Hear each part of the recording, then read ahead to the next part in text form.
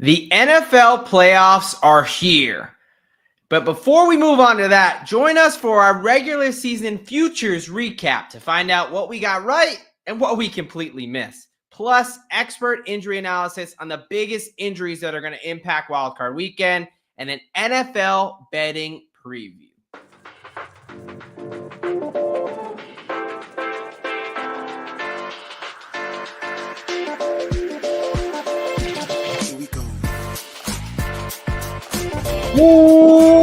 Welcome, DJs, far and wide. What we love to do here. Let's talk injuries. Biggest one, Brandon Ayuk, ACL, MCL, multi-ligament knee injury. He's out for the season. Josh Oliver, anytime touchdown, plus 850. This was 10-1 earlier.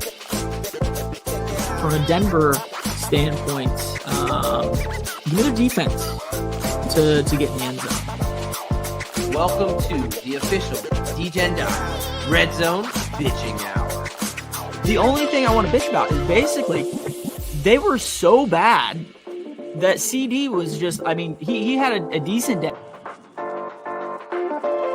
Let's get this off the screen for just a second.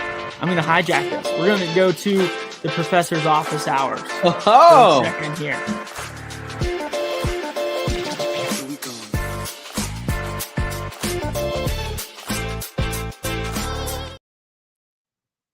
This 2024 NFL Season Futures Recap and Playoff Picture Edition of the DGen Docs on the Sports Gambling Podcast Network is brought to you by Underdog Fantasy. Sign up with promo code SGPNDOC to get a 50% deposit bonus up to $1,000. Welcome, DGens, far and wide, to another edition of the DGen Docs. What is up, folks? I'm one of your hosts here, the OG DGen Doc, and I am joined, more importantly, by my co-host, Mr. Derek Bennett, a.k.a. Professor Locks. How you doing tonight, brother? Happy Black Monday, bro. Black Monday. Whoa, what are we saying there? Black Monday is the Monday after the final week of the NFL season when all of the head coaches, coordinators get fired. Wow. Okay. I hadn't heard that. I thought you were going to say one without football because we do have FCS championship on right now. That's true. But there was one somewhat surprise to me. Somebody that I thought there's no way they're going to be bringing this guy back, or really two guys back. No, geez. If we're going to do that, let's hold the phone here. Let's cheers to the good people because I need to start drinking when we're going to talk about this. Hey, look, folks, cheers to you. Look at that nice little DGen University.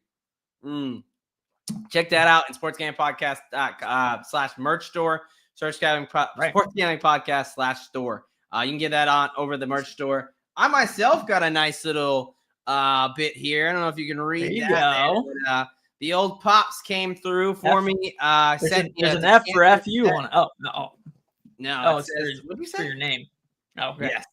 It says Fear on it. So, no, definitely super stoked for that. But, yeah, what I'm not super stoked about, and let's just start the show off, man.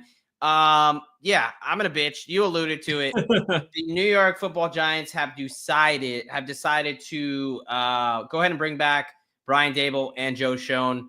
Mara, the owner, look, this is a tough one. They've sucked. I figured that, what I was hoping, honestly, was that they both would be gone or, it kind of be they both stay. So I guess this is better. I find it hard. I don't know. My heart's kind of torn right now. Like, this has been one of the worst teams in the past 10 years of professional sports.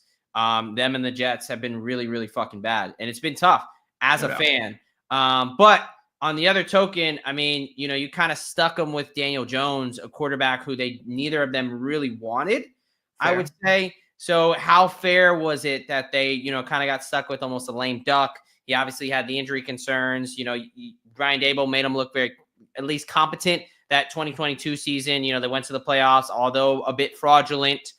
They got a playoff win, and then all of a sudden the ACL tear and yada, yada, yada. So, look, it's never exciting to bring a coach back off a 3-win season, especially if you're going to one where they messed up having the number 1 overall pick. But I will say, I would have been more mad had they fired one and not the other. I think if you're going to keep some continuity, I think Dable has the potential to be a decent head coach. Joe Schoen there. His draft classes I am not in love with. However, Malik Neighbors, Tyrone Tracy, Drew Phillips, and Tyler Newman all contributors so far.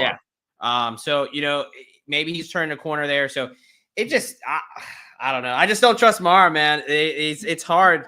We went from a franchise that 4 Super Bowls, 2 in my lifetime, and it's been rough. So any change. I know you don't have to deal with that with Tomlin. Do you want to talk about Tomlin at all? Where are you at with Tomlin and finishing on a 4-game losing streak, looking dead getting into the playoffs? Yeah, I mean the past, I'll say, the past 4 weeks have been disappointing. Against the Bengals was probably where I almost started to think, okay, what is going on here with Artie Smith's offense? You have a couple key plays that have Najee on the field on a nice 4th down or things like that. Yeah. That I don't understand. But at the end of the day, like, if you have a coach that wins 9, 10, 11 games every single year, like, where are you going to go? Who are you going to bring in that is that sustainable, that consistent? Yeah, I mean, I just don't think it's out there. And I do think Mike Tomlin is a good coach. I mean, he's definitely a motivator. Now, over the last 2 or 3 years, does his motivating, start to run dry week 13, week 14? That's where I think my biggest question is. But in general, I don't necessarily think there was anything wrong with Coach Mike Tomlin. I wouldn't necessarily want to get rid of him. I know that evidently there's been some talk of him getting traded or whatever in the offseason. I don't see that happening. That's not how the Steelers roll. That's very unlikely to be traded. I mean, what are you going to get, a 1st-round pick? I guess like Peyton, like Sean Payton and stuff. But maybe, But what I will say is, go ahead, wrap it up. Yeah. I mean, you've had 3 coaches over 55 years or something like that. Yeah. I don't think, unless you're going to get, the King's ransom in draft picks along with a couple dudes, like, I just don't think the Rooneys are going to do that. Yeah. No, look, when I was kind of first moved to Pittsburgh, obviously, for those that don't know, Derek and I went to school there, and kind of grew some love for the Pittsburgh Steelers. Their fans talking about Tomlin and like firing him. I originally was like, man, you guys are fucking crazy. What are you talking about? Not having a losing season, always in the playoffs or at least around the playoffs, right? Yeah. But I will say, man, 5 straight losses in the playoffs, like, his first couple seasons, he got there and he was doing things, but can you argue it was somebody else's team? Was it still Cowher's team? So I don't know, man. The way they're finishing this year, we'll see what happens in this wild card weekend. But if they go out and get embarrassed again in the playoffs, because I mean, last year they got embarrassed in the playoffs against the Bills. They, I don't know. I mean, you're right. Yeah, I don't know if I would necessarily put the last 4 or 5 years on Tomlin. Like, quarterback play is the thing, especially when he comes to the playoffs, and they haven't had jack shit from the quarterback position over the last basically 4 or 5 years, ever since Ben missed that year with his elbow injury, came back.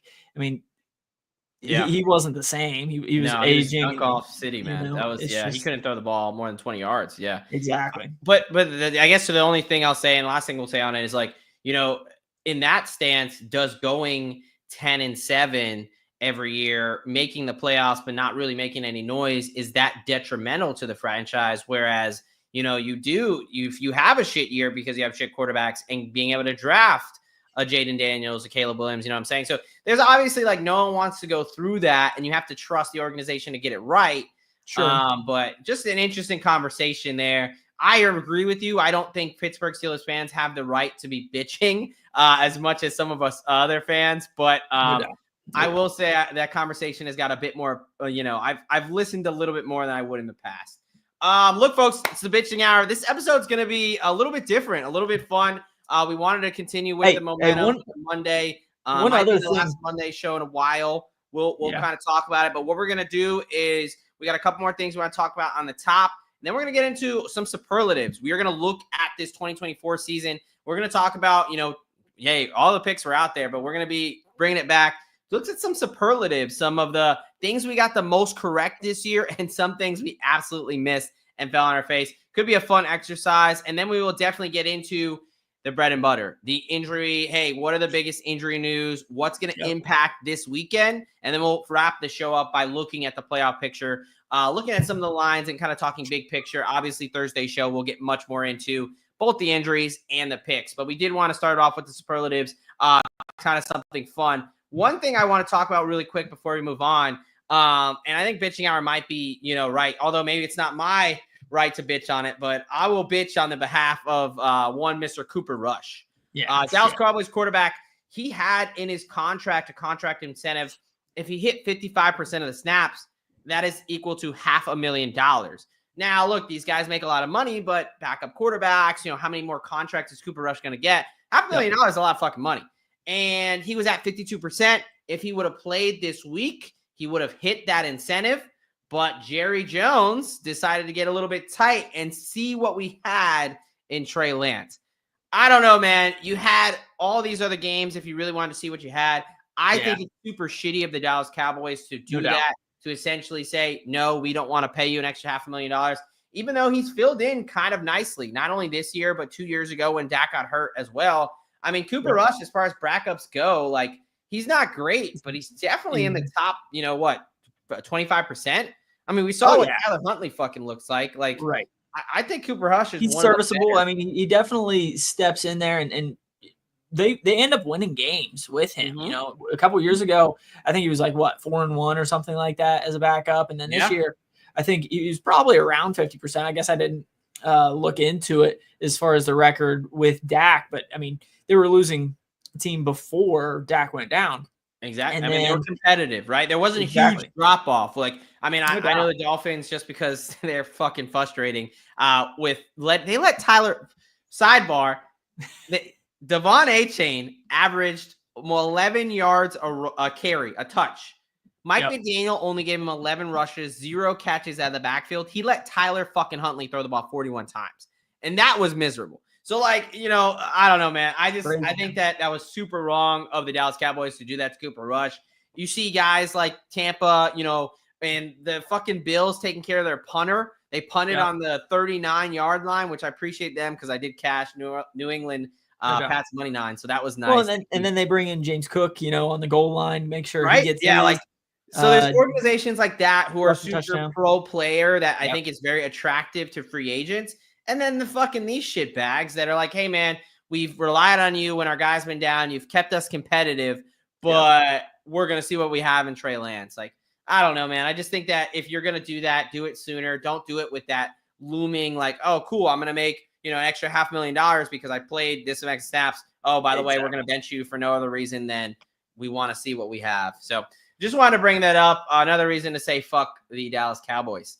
All right, we're going to get into these superlatives and take a look at back at the season where we started. But before we do that, look, the NFL playoffs are here, and we want to make sure you're tuned in to the Sports Gambling Podcast for all your NFL picks and props.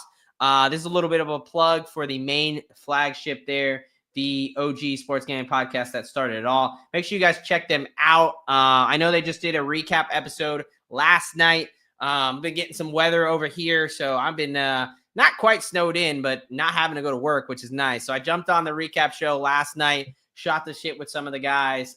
So if you definitely want to check that out, they were giving some of their kind of how they see the playoffs going down, a little bit of just a teaser for them. So check that out over there. And let's move on to the DGen Superlatives. That is right, folks, for the 2024 NFL season. It's time to laugh a little bit. It's time to celebrate. We're going to look at we're going back. For those that weren't with us from the start, this is our first season. We did division previews for every division. We gave out about maybe one or two bets, just depending on the team. So at least 4 bets for each division. some more, some less there. And yeah, we're going to take a look at some of the things we got right and some of the things we got wrong. So without further ado, I think you're leading it off, my friend. We are going to start with the proudest prescription. Why don't you tell the folks what that is all about? Yeah, the proudest prescription is basically what are we proudest of future-wise? What we absolutely nailed? What props or futures? Maybe some other networks, some other podcasts weren't necessarily looking at, but we absolutely nailed them. So let's start off with Joe Burrow over 30 touchdowns at plus 125. Easy cash. I think he had 42, something like that. Yeah, I mean, he 43.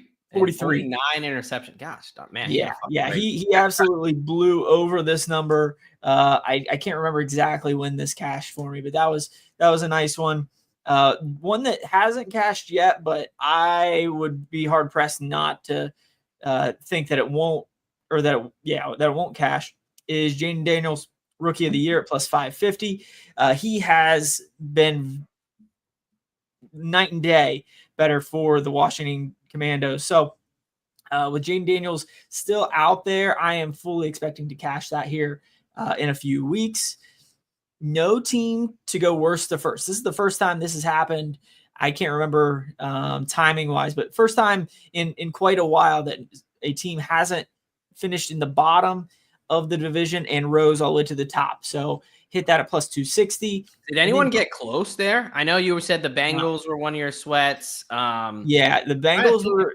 I think the Bengals were early on. That was the one that I was kind of fearful of, but I don't really think there were really any sweats. There was a lot of repeats. I mean, the Chiefs, the Bills, the Ravens, right? The Lions. Were the Vikings last year? The Vikings, the Bears had to be. The Bears were, right? Yes, the Bears were. So, yeah, I think that I don't think there were any sweats with that one. Yeah. But anyways, so that was a nice cash that popped up this morning, and then Kool-Aid McKinstry, rookie corner out of Alabama. This was easy money. Under 1.5 interceptions. He had one interception in his entire time at Alabama, or maybe it was 2. I can't remember. But in 4 years at Alabama, he had 1 or 2 picks. He didn't sniff an interception this year. He had 0, which, early on I thought, okay, rookie cornerback, maybe he plays the slot. Maybe he gets in halfway through the season. But then you lose Marshawn Lattimore to a hamstring injury, end up trading his bum ass to Washington. And then Paulson Adebo has been on the IR since like October, which forced Kool-Aid to have to play quite a bit this year and still didn't record an interception. So those were the 4 that I thought were kind of the coolest that I'm proudest of. What did you come up with? Yeah, well, first of all, I really loved your Kool-Aid play. I couldn't believe when you kind of were talking about it in the offseason, like, how he only had like the 2 or 3 throughout his whole career. So I know I cast that with you. I think he finished with 0, right? Despite starting, 6-7 games there. So that was very, very sharp. I just looked at the seasons from standings from last year. Surprisingly enough, your biggest sweat was probably the Commanders and the Cardinals. At one point, the Cardinals were definitely in the driver's seat, and the Commanders, if a couple of different bounces, over the last few weeks, I've felt pretty good. Midway through the season, you're right. The Cardinals were definitely pushing for that one. Yeah. All right. Yeah. What are my proudest prescription? Look, this is what I'm hanging on the refrigerator, showing the rents, showing how proud I am. I'm going to start with 2 teams where I was way below market than the rest of the gambling space, the rest, Vegas, whatever it may be. Jacksonville Jaguars under 6.5 wins at plus 260. Team I absolutely faded. Finished with 4 wins, so 3 off of that. Even I think their win total must have been 8.5, 9 up to that. Just didn't see it. I don't view Trevor Lawrence as one of the elite quarterbacks like a lot of people do. He has issues with turning the ball over. I understand that there's potential. He has not put it together. also the weapons around him. It's funny because I was pretty low on the team because I didn't love their draft, and I'll get to that. I was clearly wrong about a part of their team, individual player, but overall, the team just, I didn't think they were a good team last year, and I didn't see how they got any better. So I felt that nailed that one. And then same thing with San Francisco 49ers. Now, some of this had to do with, I thought there was a chance that Brandon Ayuk was actually going to get traded. There was concerns with Christian McCaffrey coming off, a massive season. There was a hangover. There was Brock Purdy, get more film on him, right? So obviously some injury luck kind of bounced that way, kind of went the wrong way for that team. But they were clearly not as good of a team as they've been in the past. So under 9.5 wins was a juicy plus 350. Absolutely was such an easy cash to come through there. Their final standings, they were a 6-11 team, 2-6 on the road. So again, even though I was pretty low on the Jags and the 49ers, they still finished a solid 3 wins under my alternate under there. Rams to win the NFC West champs. Somebody on this show called me crazy, said that there's no fucking way, and there was a way. So obviously they won last week on a little bit of a weird tiebreaker there. I told you to take the Rams midway through the season when they were at a juicier price as well. I told you the 49ers were not good. Can't trust Kyler Murray, and Geno Smith is just not like I just best quarterback in the division, best offense. I thought one of the better head coaches with McVay there. So Rams, was definitely a little bit of a sweat, but once the season was kind of wrapping up, they really kind of, once Puka Nacua came back, they kind of really took control of that division. And then Joe Mixon, a guy that a lot of people were telling you to fade this year.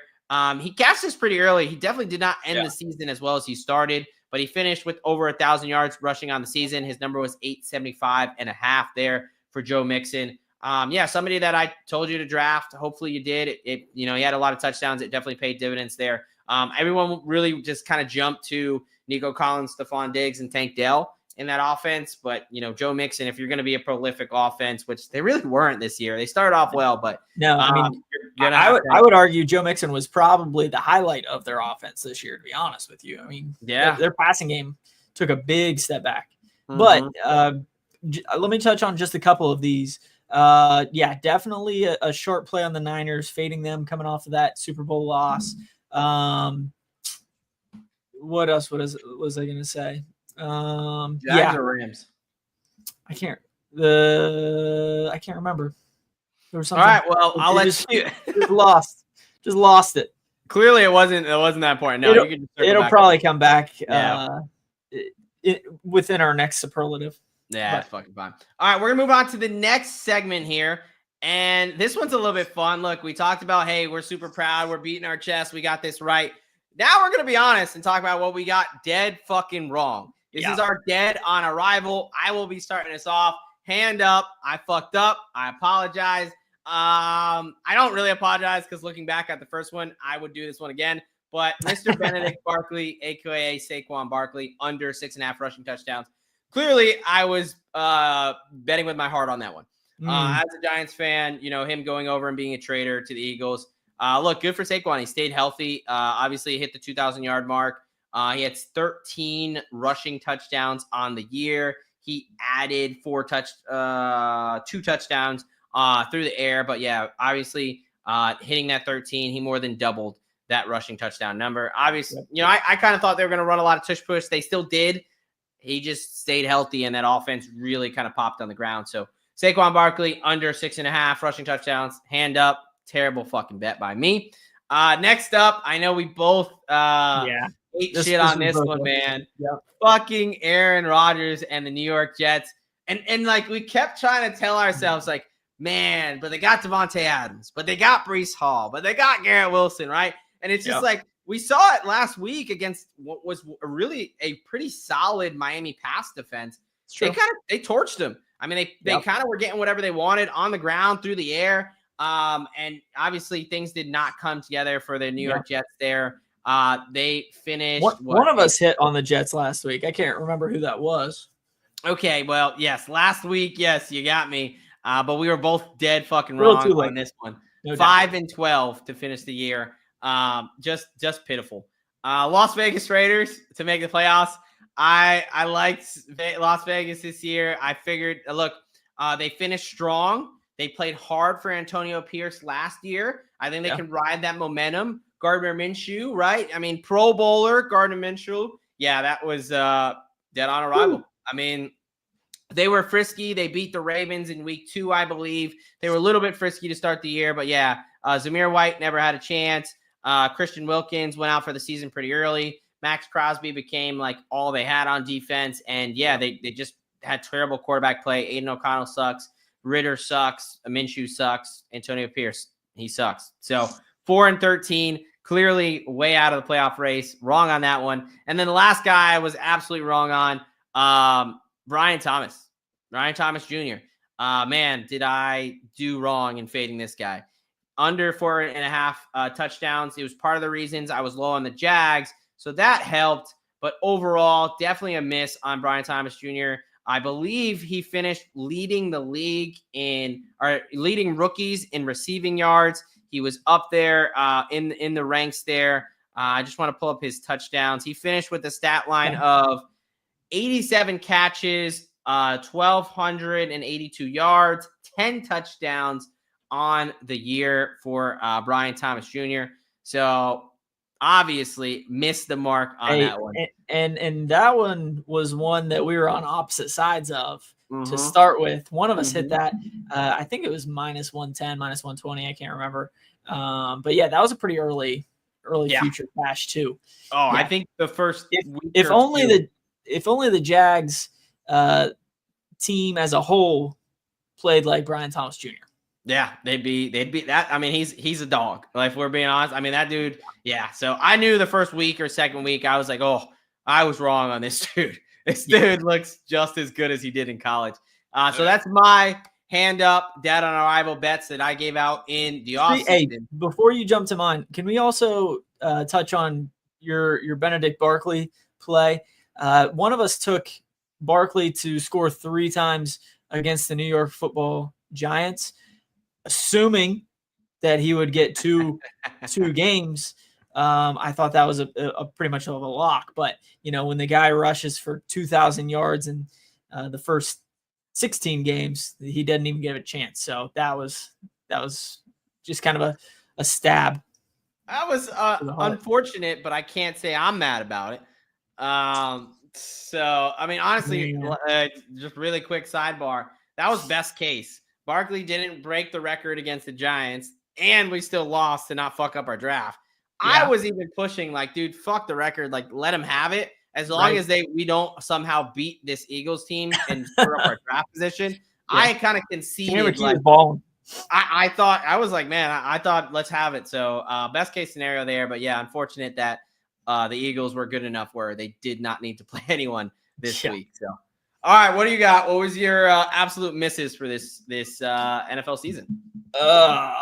Well, let's flip it to that one. So, like I had mentioned earlier, let me jump to the second one since I already touched on this. I was a little higher on the Jags going into this season than you were, obviously. I thought, you know, with the additions that they made in the offseason, including Brian Thomas Jr., I just thought that they would take a little bit of a step forward. Obviously, they took a giant step back, and Doug Peterson was fired today. So they did not make the playoffs. That one didn't come close. The Bills to miss the playoffs. Again, that one, I think they were the first team to lock up a playoff spot. So, you know, this one, so bad. I think this one really came from just they lost a shit ton in the offseason, and I just didn't think the guys that they brought in and had on the rest of the roster would necessarily be able to step up for a Jordan Poyer, a Stephon Diggs, those kind of guys, especially when Milano went down pretty early. I thought, okay, feeling pretty good about this one. I didn't think that Josh Allen would necessarily have an MVP type of a season and really put that Superman cape on his back and lock up the playoff spot in like week 12, week 14, something like that. But yeah, another one that completely missed was Hassan Reddick. I don't know if he has a full sack yet on the season. I believe he got 2 half sacks this year after not playing a Well, game. that adds up to 1. That's fine. Yeah, they add up to 1. The only problem is I thought he had at least 10 and a quarter in him. But yeah, I did not foresee the month and a half holdout to start the season, and then that Jets defense just fell apart basically from the get-go. I mean, it was one of the strongest defenses last year, and it wasn't even close this year. They had all kinds of issues on the defensive side. So Reddick, not even close, and then Zamir White, one guy that we were both kind of high on coming into the season. I think he basically played 1 full game and then had a couple of touches in garbage time here and there. But his over 4.5 rushing touchdowns didn't come close. I believe he finished with 1 on the season. Yeah, and then he got hurt. He was in now. Yeah. I mean, look, Zamir White, whew, yeah, we missed on that, man. I think he had more yards in the last 4 games last season than he did all season this year. Correct. Yeah, I don't know, by a wide margin. I think he ended this season, let me double check, but it was like 180 something. Yeah, 183. It was not for lack of opportunity. Those first couple of games, they were giving him all the carries, and he just was so inefficient. And then Alexander Madison and guys like, Sasir McCormick and Amir Abdullah just looked better. They were better. Yeah. So, I mean, it was not a lack of opportunity. It was a pure, this guy kind of sucks. And then he dealt with the injuries things. Reddick is a tough beat with the holdout situation. Obviously, no one really saw that coming. I will say, I looked at they were showing a graphic on Sunday. The Jets defense before they fired Saleh, in week 6 or whatever, it was still one of the top. Yeah. I mean, they were like first in a couple and fifth. Like they were top 5 defense, which I did not like looking back on their season. I didn't think that, but it's just their offense to begin with was so bad. And they were just turning the ball over, and it was just so ugly and all the special teams and everything like that. So yeah, that Jets team, man, bad.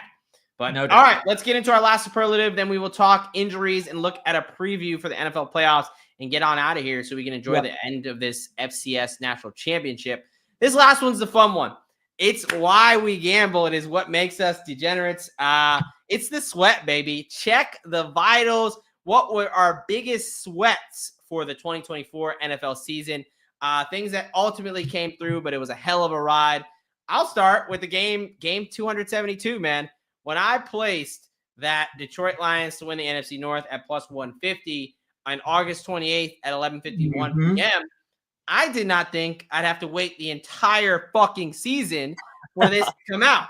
This is a 14, now 15-win team. They were one of the best. They're fighting for the number 1 seed. I mean, wow. The Minnesota Vikings absolutely gave them a run for their money, but ultimately they came through. Jake Bates and his leg and Dan Campbell and his giant balls got it done. Man, it was a fun one to sweat. I'm not going to lie, especially not having to work today. Was able to sip on a little bit and enjoy that game, man. So that was fun, but wow, did I not think that was going to be that hard. And something that was a little bit less fun because it shouldn't have been hard was Tampa Bay Buccaneers win the NFC South. We both gave this out. This was a big swing for us when they came through.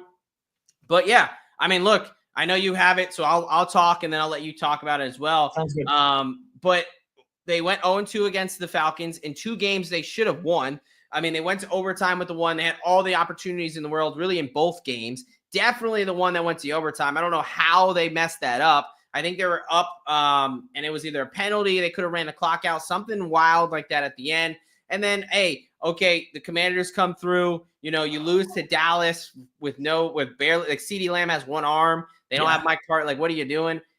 And then all you got to do is beat the fucking Spencer Rattler-led Saints. And the whole game we were texting like, all right. Oh, yeah. They went down like 10 or 13 points in the first half, and we're like, what the actual fuck? And somehow Baker decided to just start scurrying around on third downs and kept picking them up. And then the really cool thing with the Bucs was that Mike Evans at the end to finish the game. That was a nice way to finish that one off, to get him over 1,000 yards. But yeah, the Bucs, you mentioned pretty much all of the games that, like, If only they had so many chances to really take a hold of that division. I mean, the division as a whole was pretty shitty most of the year. Oh yeah. And the Very bad. Bucks offensively, I think that's the best unit by far in that division. I Yep. mean, Yeah, their I agree. defense, comes and goes, but their offense is solid. And like you said, it came down to that last game against the Saints, and then luckily it wouldn't have mattered either way because the Panthers took care of the Yeah, Bryce Young, man. That of was, I the mean, Falcons. So that was fun watching those two games side by yeah, side, and like, yeah. that was a kind of a cool element to Yeah, it too. I That think was also I think I enjoyable. texted you. Bryce Young is my favorite player of the day. Like as Yeah, long as he balls, and he did, we're good. that was, But yeah, yeah, that was was a good one. super kind of fun to watch. I will say just really quickly, I know we're going to talk playoffs in a little bit and not get too in depth because we have our show on Thursday, Right. but Baker Mayfield, man, rushing. We've seen him in big moments. I'm telling you right now, I will be on the Baker rushing probably ladder. He had 68 yards. I mean, a must-win game. There's a situation where he kind of gets some pressure. He gets out of it, and he just puts his shoulder down. He's not a guy who slides. So he's going to get you every fucking inch that he's going to earn. So I just want to bring that out because, obviously you wouldn't think he would have to do it against the Saints, but it's the playoffs. I fully expect Baker to be running a little bit wild there on the Commandos. They even called a designed run for him at one point, which was a terrible idea. It went for negative yards, but still. And then my last one, T. Higgins over 875.5 receiving yards. This was a little bit because of injury. He was pretty banged up, really dealing with injury. He was playing through a high ankle sprain, even to end the last couple games. He finished with 911 yards, so just about 30 yards or so over what he needed to get to. And that included, a 131-yard game against the Broncos 2 weeks ago. So he had to kind of, the last 2 weeks, he really needed about 170 yards in the last 2 weeks, and he got it done for us. So at least for me. So T. Higgins, I appreciate you. I also appreciate you guys not making the playoffs because that cashed another bet for me. But yeah, man, that was a fun sweat that went to the end. So that's mine. What do you got? Yeah, we've already touched on the Bucks NFC South champs, so I'll skip over that one. But Drake London, in the last 2 weeks of the season, he finished with 293. Trying to do quick math. 293 yards in the last 2 weeks of the season. His total yards finished at 1271. The number was 1250. So going into the last week, he needed 160 yards, and he got 187. So not a bad little day there to cast the not a bad day to have the best game of his career to this point. To get that over 1250, definitely a sweat. And honestly, that was something that wasn't even on my mind. It was just one of those things that the next morning, hey, look, there's some extra money in the account. How'd that get there? And I noticed it, and then I got digging. I'm like, holy shit, this dude just popped off at the perfect time to cash that, even though I would have probably been perfectly fine if he didn't hit this in order for the Bucks to win the NFC South champs mark. But both of them cashed, even better. Yeah, they both cashed, man. You can't be mad at that. That's right. And then finally, Jamar Chase to have 1 200+ yard day. This is something that I believe cashed the second Ravens game. Back in November. But what made it a sweat for me was, I think it was the first Ravens game where both teams were going back and forth. It ended up being like a 45-42 game. Ravens win in overtime. I think he had like 193, 194 that day. I'm like, are you shitting me? Come on. He ended up being probably the Triple Crown winner with the most touchdowns, receiving yards, and receptions this year, and did hit that 200 mark the second time they played Baltimore. Actually hit 264 that day. That's insane. 264 in one game. That's fucking nuts, man. 11 Jamar Chase, 264 and 3 tugs. Jamar Chase this year was just, I mean, if you had him in fantasy, obviously best ball. You still lose the game by 1. Yeah, both games to the Ravens, man. And the first game they lost in the playoffs because instead of throwing the ball, they ran it up the middle 3 times and let Money Mac, Evan McPherson, kick a 50-plus yarder and miss. So you could argue, that was probably due to play calling. So yeah, I mean, obviously the Bengals seasons is a bunch of what ifs, but what was not a what if is Jamar Chase having a 200-plus day and cashing a nice plus 370 ticket. Right. All right, folks, enough messing around. That was fun for us. I hope you enjoyed it. Getting a little bit of transparency. Obviously we give out a bunch of bets in the offseason, taking a little bit of a look there. And then 2, just a little bit of a recap before we head on to the postseason. But now we're going to get into the nitty gritty of it all. Before we do that, I got to tell you about one of our new sponsors, an old new sponsor, but it is DraftKings. Look, playoffs. We're talking about playoffs. You bet we are. Get in on the action at DraftKings Sportsbooks, an official sports betting partner of the NFL.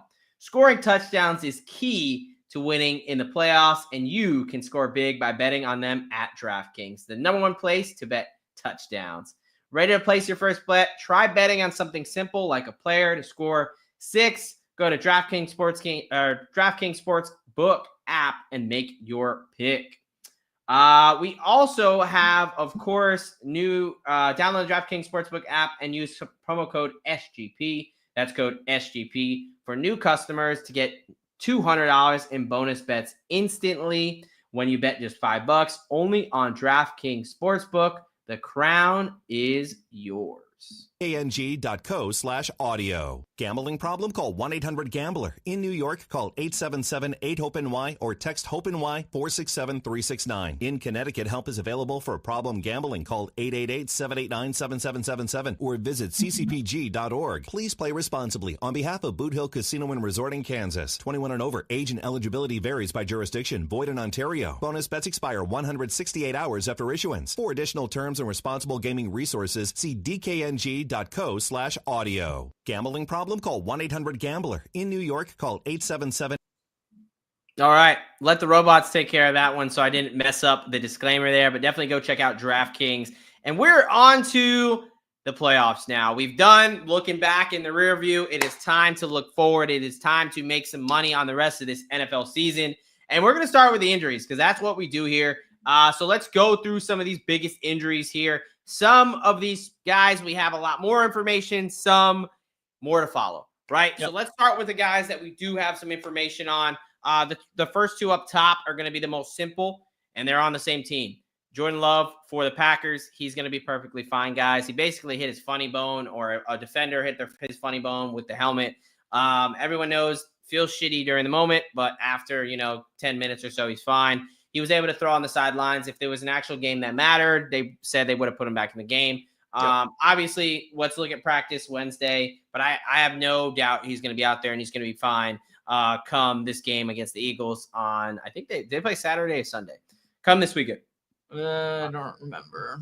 While you're looking that up, the Packers wide receiver Christian Watson, now he's not going to be there, and he's not going to be there for a long time because he tore his ACL and other structures. We're still waiting on the final kind of report, but he's going to be out for the season, out at least 10 to 12 months. Since it's so late in the season, I mean, I'd say if he can return by midseason, that's like an optimistic case, right? I am not expecting a lot from Christian Watson next season. Definitely out for the playoffs and for the, again, next 10 to 12 months there. So a big loss in their wide receiver core, but their quarterback should be back. Anything on either of those guys? No, I think you really touched on it. The Jordan Love thing is just one of those that you lose sensation. You get a bunch of tingling in that bottom part of your hand, and nothing to necessarily worry about. Christian Watson, he's done. Yeah, exactly. All right. Some other guys that we don't really have to worry about. Pittsburgh Steelers running back Najee Harris and Houston Texans wide receiver John Mechie. I just want to mention them. Both those guys left the game to get checked by the independent neurologist there for a concussion. Both those guys cleared that check during the game and both returned to the game. So no worries on Najee Harris. No worries on John Mechie. We should be good to go there. What I want to spend a little bit more time on, and I want your opinion on, is Baltimore Ravens star wide receiver Zay Flowers. He went down with an injury. It was a little bit hard to see exactly what it was. Did the guy just land on him? But it looks like his leg got trapped on his actual teammate, and his leg kind of got hit from the inside of the knee, had a little bit of a varus or an outside force, sprained that LCL. Look, they said Harbaugh said it's not season ending. He called him week to week yesterday. Now he called him day to day. We know basically in coach speak that doesn't fucking mean anything.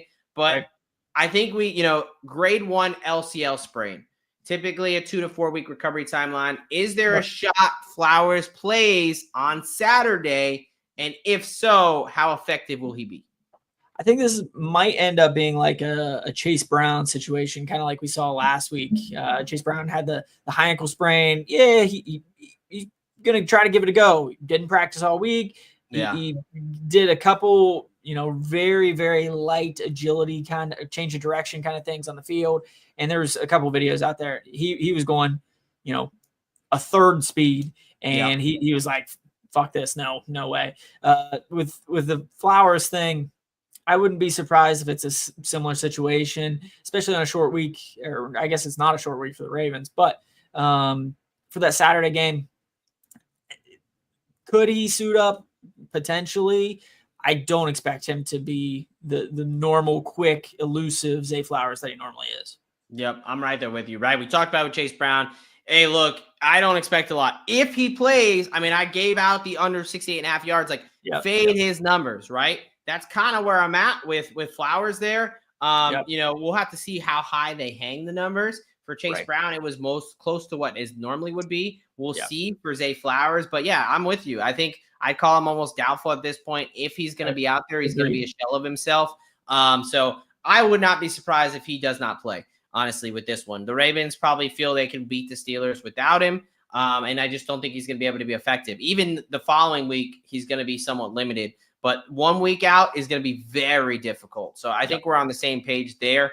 A couple other ones I want to talk about here. Let's go to the Chargers. One we don't have to worry about, cornerback Christian Fulton. Left the game with an illness.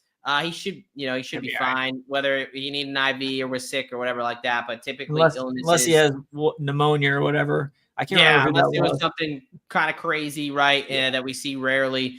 He should be good to go for next week. But inside interior lineman guard Trey Pipkins, he left the game with an oblique injury. He's been in and out of the lineup dealing with injuries. Offensive linemen are tough. They play through a lot of things. The oblique is going to be, it's any rotational movement is going to be a little bit difficult for him. So I think he's going to be a little bit banged up. Is there a chance he could play? I would say, again, offensive linemen, I give them more of a benefit of the doubt. They're tough dudes. They usually play through more. But he's going to be limited. This is something that if he has to, reach on a block or kind of rotate his body, torque it pretty fast, especially with a 300-pound plus guy, this is one to watch. I can definitely see him being in and out of the lineup I think they play on Sunday. Or Saturday, excuse me. They're the first game of the weekend. So what do you think? Yeah, no, I completely agree. Like you said, oblique-wise, it's usually, bending side to side or rotating. And in this case, it's not like a running back or a wide receiver where you're constantly twisting and turning. From an offensive lineman standpoint, as long as you can go straight 95% of the time, you're probably doing pretty well. In this case, I think it's one of those that, will he try to play through? Yes. Will he be out there for the same number of snaps he normally is? Maybe not. Yeah, exactly. So Pipkins definitely one to watch there. Another one that's pretty straightforward there, and it's unfortunate. The Rams RB2 Blake Corum broke his forearm. He's gonna be out. They already ruled him out for the rest of the postseason. It's typically kind of a 6-week type injury. We saw Alex Anzalone come back. Who looked fucking awesome, by the way. He totally changed that defense, man. That's really big for him to be back. But yeah, we saw him take about 6 to 8 weeks there. They've ruled him out, even if they made the Super Bowl. So that's pretty cut and dry. We were getting a lot of Kyren Williams anyway. They were kind of sprinkling in Blake Corum, but I don't think it really changes that offense at all, especially in the playoffs when everything's just that means that much more. Obviously, if Kyren Williams goes down, now we're talking about something. But for the situation, I don't think it really impacts anything too much there with how reliant they are on Kyron Williams. Another guy who should be back for the Rams, offensive tackle, right tackle, Rob Havenstein. He's been out the past couple weeks with a shoulder injury. He's probable. He's expected to be out there. One to watch, obviously, with practice, but, this was a team that was decimated by injuries, and I was telling you guys, when they get it healthy, watch out. They might be tough, and they've been proving that correct, right? At least, really on both sides of the ball. They've been a tough out. So, yes, they lost their RB2, but I think in bigger and better news, they'll get back their right tackle. I want to do a couple other quick ones, and then I want to ask you about a few.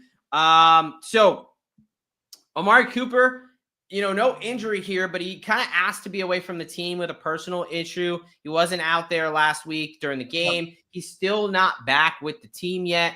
I don't think this is too concerning. Sean McDermott kind of said he's hopeful he'll be out there for Sunday.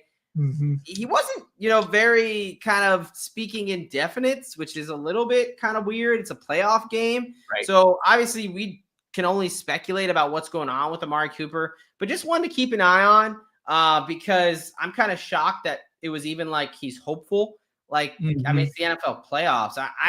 We don't know what happened. So hopefully everything is okay there. My guess is that was mostly some coach speak, but like you said, we don't know exactly what's going on with Amari Cooper. It's just one of those things where it's a playoff game, all men on deck at this point, and you would expect Amari Cooper to be out there.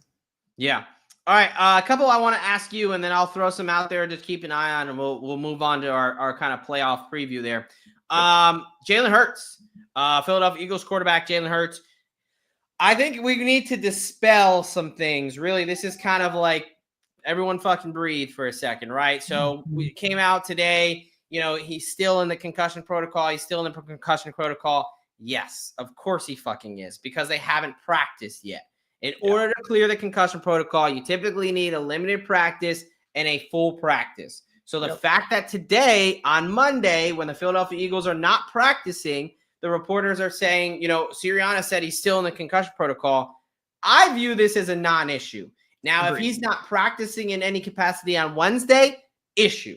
But right now, until we see that, I don't think we have any concerns. Are you on the same page there? Where are you at with this? No, I completely agree. Like you said, this is still lingering Wednesday, especially Thursday. Then there's something going on here. Every concussion is not the same. Typically, it's kind of a borderline 1 week, 2 weeks. This year it just seems to be, hey, you're going to miss at least 1 week. He's missed 2 already. So with that being said, could he still be having some symptoms? Could there be some lingering things there? Yes. In all likelihood, we'll probably see him suit up tomorrow. Yeah. I agree. On Wednesday or whatever it may be. Yes. But yeah, no, I'm right there with you. I'm not even I'm not factoring this in my handicap. The Vegas is not clearly with the line. Don't read too much into that, guys. If Wednesday, and we'll obviously have the show on Thursday and talk about everything, but if Wednesday he's not practicing, different story. That means, whoa, this is kind of getting close to 3 weeks. Cedric Tillman is a guy who missed a month and a half due to concussions. It's possible, it's rare, but some of these guys get that concussion syndrome where it can really last for, 4 to 6 weeks. But I don't expect that with Jalen Hurts. The other guy I wanted to ask you about, Mason McCormick, guard there for the Pittsburgh Steelers. He broke his hand. Now, they did say that they're going to fit him with a cast or a brace, and there's a chance he could play. Offensive linemen are tough son of a guns. What do we – and the kind of hand, small fractures, we've seen guys play through that with a cast brace. Any indication on, do you think he'll play? How much will this impact him? Because I know that offensive line is pretty thin. Yeah, no, he's already a backup. He's played really, really well as a backup, as a rookie. But, James Daniels went down pretty early in the season. He's been playing ever since. With a broken hand, like you said, we can tape it up, basically make it a club, and he can still go. With Mason McCormick, definitely limits what he can do from a blocking standpoint, but hopefully limits his ability to hold dudes. I guess, if you got a club. We'll have to see on Saturday, but if they call a club holding, maybe if he hooks them or something, but maybe. But no, I think it's definitely something that I expect him to be out there. Like you said, offensive line is already probably pretty beat up. And he's definitely the best option, even with a hand and a half. Yeah. So fun one. All right. Just some guys I want to throw out there to watch. Again, Thursday's episode, we will have much more information. We'll be able to kind of give you more definite answers there. But obviously, the quicker you can get the information, the better. So we wanted to have that. So a couple guys that we wanted to talk about just to keep an eye on. Commanders cornerback Marshawn Lattimore. Obviously, we've got Tampa, we've got Washington, we've got a potential Mike Evans and Marshawn Lattimore. But before everybody pencils that in, Marshawn Lattimore re-injured his already injured hamstring just 2 weeks ago. I mean, he's only played 3 quarters for this team. Clearly this hamstring injury is not a small deal. Now, he didn't practice last week. Maybe they were just holding him out, whatever. I'm not convinced that he's going to, I'm not ready to pencil him in the lineup just yet. So we'll have to see there. Also, Nakobe Dean was a guy who he kind of missed the week prior to last week due to his abdomen injury there. He's been a very big piece for them. So one to watch. Quay Walker for the Packers has missed the past 3 or 4 weeks with an ankle injury. Another one to watch. Tampa Bay safety Antoine Winfield Jr. has been out for the past 5 weeks. He had a chance to play last week, ultimately did not. So there's a chance he could be out there, but we got to kind of see. And it's even more important because fellow starting safety Jordan Whitehead, he was finally back off his pec, and he got into a really bad car accident. Expected to miss a couple weeks. So he's kind of on the non-football injury list right now. So they're already down 1 starting safety. If they're down 2, that could be trouble against Washington's passing attack. And the last one I want to mention, Justice Hill, I do expect him to be out there coming off a concussion and illness. I think the illness is what kept him out last week. Again, assuming the concussion and everything is kind of recovering as expected, I do expect Hill to be out there. So just some guys wanted to float out there, some things, to keep in the back of your mind there that will really big enough injuries to impact this. Anything else on the injury front before we take a quick look at the playoff picture? Yeah, let's talk about a dude that is definitely not in the playoffs. What is this with Deshaun Watson and having a setback, with this Achilles injury that sidelined him for the back half of the season? Evidently, something went wrong over the last few days, and the Browns are, I guess, concerned. Yeah, no, so I mean, obviously, so a couple things here. We'll definitely talk more about this in the offseason. But Deshaun Watson, Achilles tear, typically a 10 to 12 month recovery timeline, right? He injured himself probably, about 2 months ago at this point. But it was already going to be fairly tight for him to be ready for week 1 of the NFL season next year. Now, setbacks happen, right? Now, the fact that it reached the national news level, that Ian Rappaport and all these guys I woke up to or had all this shit like, Deshaun Watson suffered a setback. That kind of tells me it's probably pretty fucking significant. Yeah. Now, was it a full re-tear, a re-rupture of that Achilles?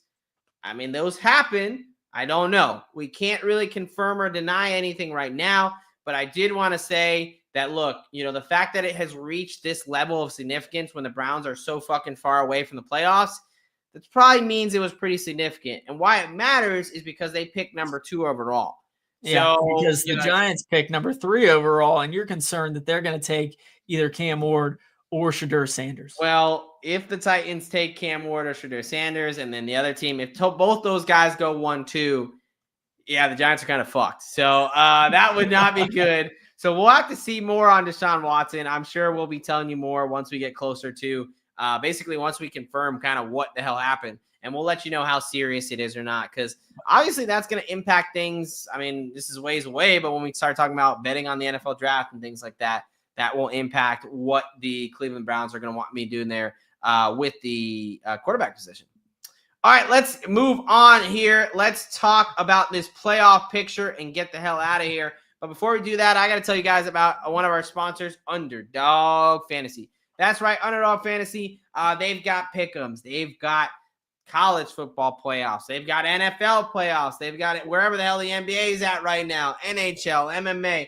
They've got it all. And sign up with promo code SGPNDOC for your special pick and first-time deposit offer up to $1,000 in bonus cash. UnderdogFantasy.com, promo code SGPNDOC. All right, my friend, let's talk about these playoffs really quickly. And as we wrap up the show here, I thought it'd be a fun little exercise to talk about big picture, matchups you're excited for, edges you see right now. Kind of, we'll start it from the top here. We do have all the lines. Again, Thursday's show, we are going to be getting much more to business, right? It's going to be injuries up top, and it's going to be, hey, what are your best bets and what are your favorite prop bets for this wild card weekend? But for now, just kind of big picture stuff here. Some of these matchups, why don't we start here? What matchup are you most excited for? What do you think is going to be the best game, the most competitive game? In this first round, I mean, obviously, I'm looking forward to the Steelers and Ravens game the most, just as a fan perspective. But I do think that's going to be a pretty close game, being a division matchup. And the Steelers, although they dropped the game a couple weeks ago, play the Ravens as tough as anybody. But outside of that game, I'm probably looking at that Bucks Commanders game, to be honest with you. I think both of those offenses are high flying, and defensively, it really just kind of depends on the day for both of those teams who shows up. So I think I would probably look at the Bucks and the Commanders. Yeah, no, I agree with you there. I know, Pittsburgh sitting at a 9.5-point underdog in Baltimore, over under sitting at 43.5. I know it opened at 46.5. That total was a little bit too high for me. I had to bet that immediately. And I agree. The Pittsburgh, those AFC North games are always tight. So that's pretty surprised on that one. Washington, Tampa Bay. Really, for me, that matchup, it depends on, is Antoine Winfield back and is Marshawn Lattimore on the field? I think that's going to make a huge difference. This was the first game of the year. This was a matchup in Tampa Bay. It was obviously Jaden Daniels' first game. Bucks beat him pretty easily. Over. You could argue that was Jaden Daniels a year ago, right? Jaden Daniels at this point has gone through a season. How much has he developed and things like that? I agree. Yeah. I think what could be a sneaky good game is the Broncos-Buffalo. I've been really impressed with both Bo Nix and Sean Payton, man. Sean Payton, I forgot how good of a game plan he can have for that offense. The defense, here's my thing. Denver's best unit is their defense. They've got a healthy defense now. They can get pressure on Josh Allen. And those wide receivers, let's be honest, I mean, who's getting away from Pat Surtain? Riley Moss struggled against a guy like T. Higgins. But the wide receiver, too, for the Buffalo Bills is Keon Coleman, Amari Cooper, Khalil. You know what I'm saying? Like, it's don't really not have anybody who are really threatened by. And the Bills defense went on a streak of giving up 30-plus points in like 4 games. So I think that game could be sneakily closer. One of the games where I disagree with the market is the Minnesota Vikings at the Los Angeles Rams. The Rams have been one of my teams, but Vikings right now only laying 1.5 as road favorites. I don't know, man. I could really see Minnesota laying it on the Los Angeles Rams. Like, this Rams team, I think they really benefited from a weak division. NFC West at times felt like who sucks the least. Kind of like the NFC North. When they have a problem running the ball, their offense can look very anemic. And that, Minnesota has one of the best run defenses in the league. I think it's a really bad matchup for the Los Angeles Rams. Look, they don't really have much of a home field advantage. So, playing at home, that doesn't really sway me a ton.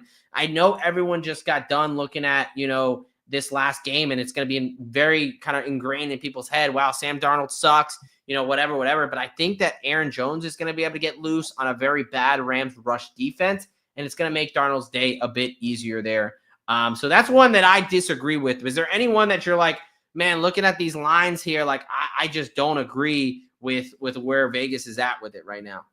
Yeah, I mean, I would probably go back to the Steelers-Ravens game, to be honest with you. I think 9.5 in a division matchup, especially when teams have just played each other within 3 weeks, 9.5 points is a lot.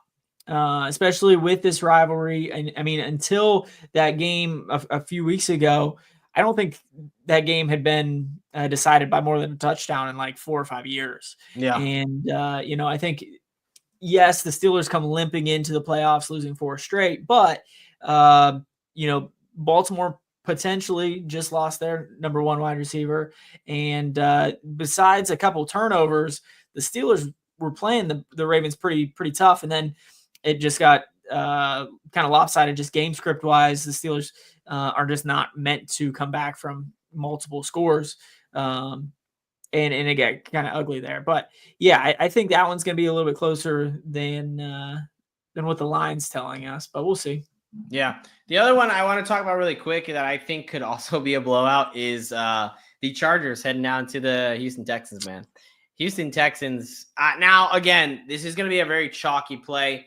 I know so a couple things I've already bet. I haven't bet a ton just yet because I like to kind of see where the injury situations are at. The nice part is they do have a lot of things out very early, which is nice. It allows us to jump on things early. I told you I bet the Baltimore and Pittsburgh number when it was 46.5. I took the under there. I also took the Chargers when it was -2.5 at -118. It's kind of at -3, -105 right now. I think the Chargers are a playoff football team. I think they can run the ball. They can play good defense. And I think they can create a lot of havoc on a really bad offensive line. It's Stephon Diggs and it's Joe Mixon. They're one of the best rush defenses. And, I think they'll by committee be able to figure out Nico Collins. So I think I said Stephon Diggs, obviously Nico Collins. Yeah. Another thing, Lamar Jackson under 49.5 rushing yards.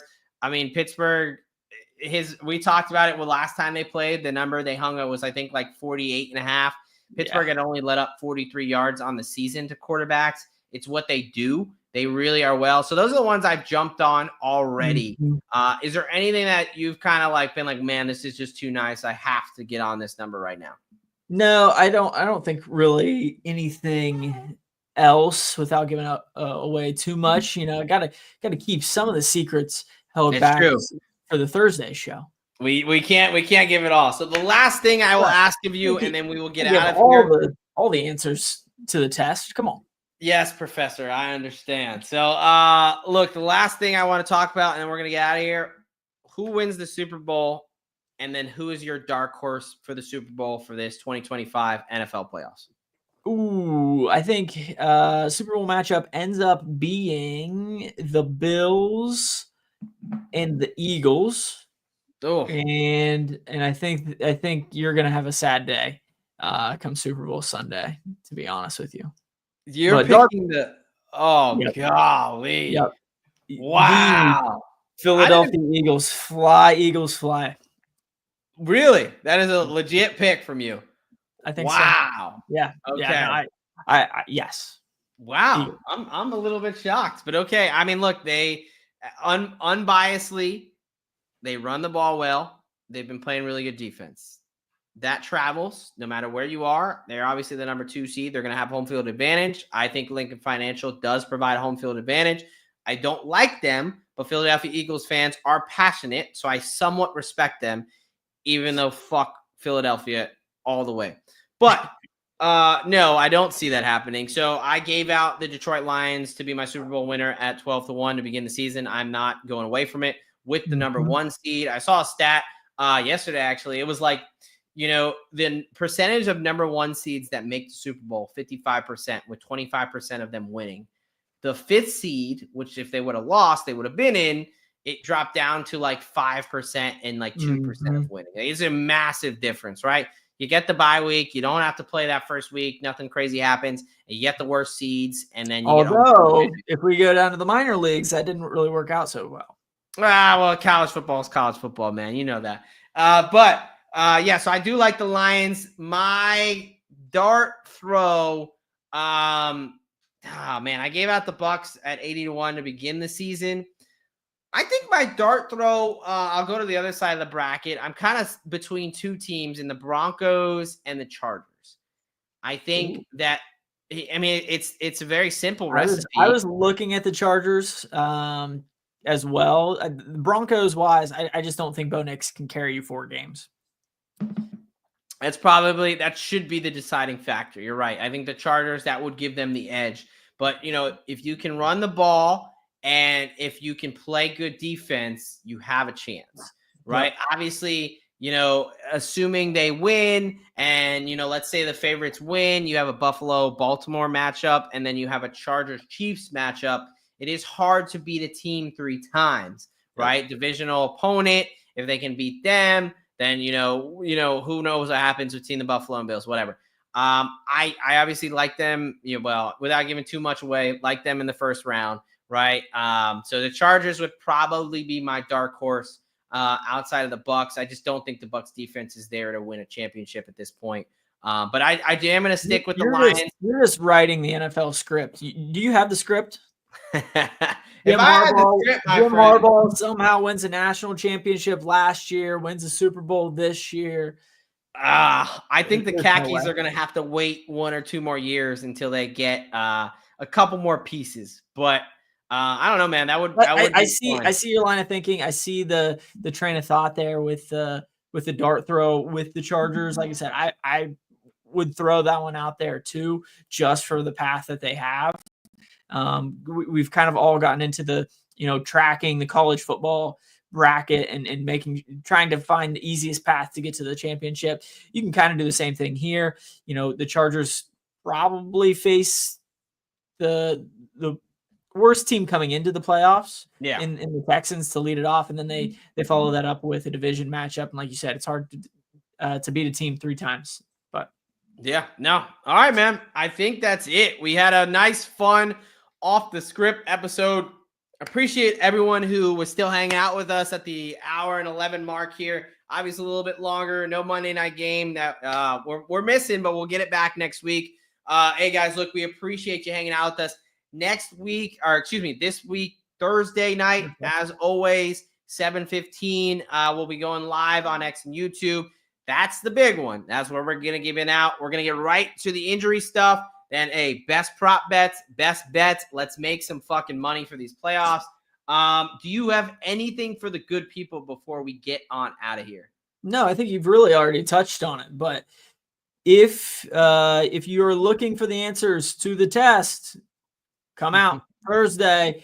If you can't, for some reason, make it to the live show on Thursday, it'll be on Spotify, Apple Podcasts, all the things.